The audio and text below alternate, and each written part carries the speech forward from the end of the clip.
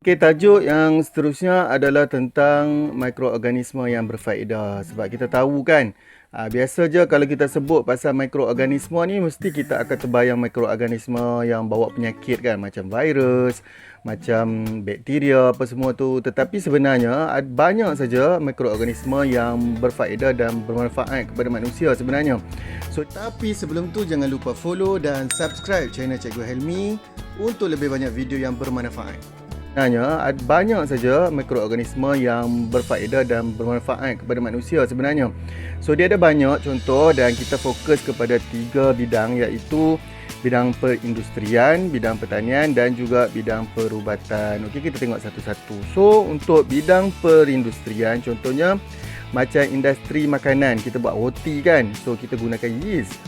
Kalau hari itu belajar, ingat lagi, yeast adalah merupakan fungi, dalam kumpulan fungi. Kemudian contoh lagi, kita ada industri minuman yang kita gunakan lactobacillus, iaitu bakteria yang baik untuk kesihatan. Sama juga untuk barangan kulit pun kita gunakan bakteria untuk kita nak bersihkan kulit-kulit haiwan itulah terutamanya. Kemudian bidang yang kedua adalah bidang pertanian. Bidang pertanian ni contoh macam kita gunakan bifidobacteria, kita gunakan sejenis bakteria lah untuk pencernaan haiwan. Yang kedua adalah bakteria penitritan, yang mana kita tahu proses ni adalah sangat penting untuk kita nitrogen. Okey, kita nitrogen. Jadi ada 2 jenis bakteria yang berguna kat sini, iaitu Nitrobacter dan Nitrosomonas, yang memang digunakan untuk sebagai bakteria penitritan lah dekat dalam kita nitrogen. Dan akhir sekali adalah kita ada dalam bidang perubatan, iaitu untuk hasilkan hormon.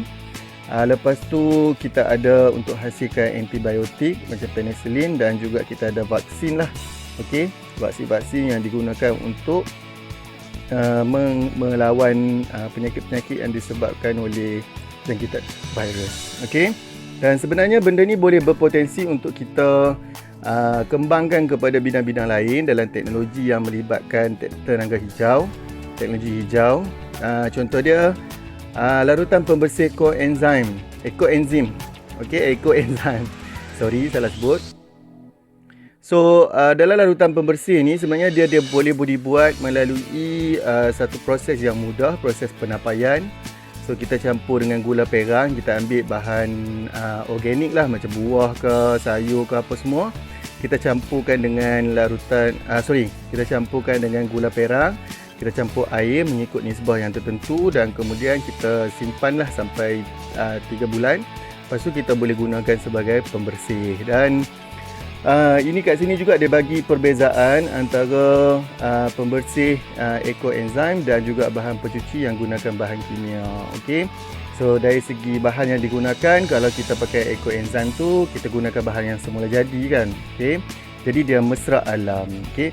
Manakala kalau kita gunakan bahan pencuci kimia pula, dia gunakan bahan kimia. Jadi dah tentulah dia boleh mencemarkan alam sekitar. Dan dari segi kos, banyaklah perkara lagi yang memberi kelebihan kepada larutan pembersih ekoenzim digunakan berbanding bahan pencuci kimia. Okey.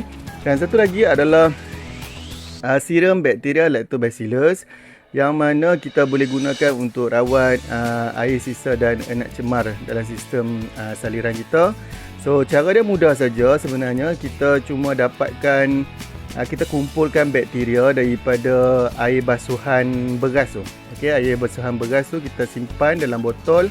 Kita simpan untuk seminggu sekurang-kurangnya. Kemudian kan dia bau masam-masam apa semua tu kan. Okey, dan kemudian kita boleh gunakan lah. Kat sini dia bagi kegunaan serum bakteria tu, kita boleh buang bau-bau busuk, lepas tu rawat sisa kumbahan macam tadi tu kan. Untuk pencernaan haiwan juga sebenarnya, dan juga kita boleh buat kompos, dan juga kita boleh hasilkan enzim. Okey, semoga membantu.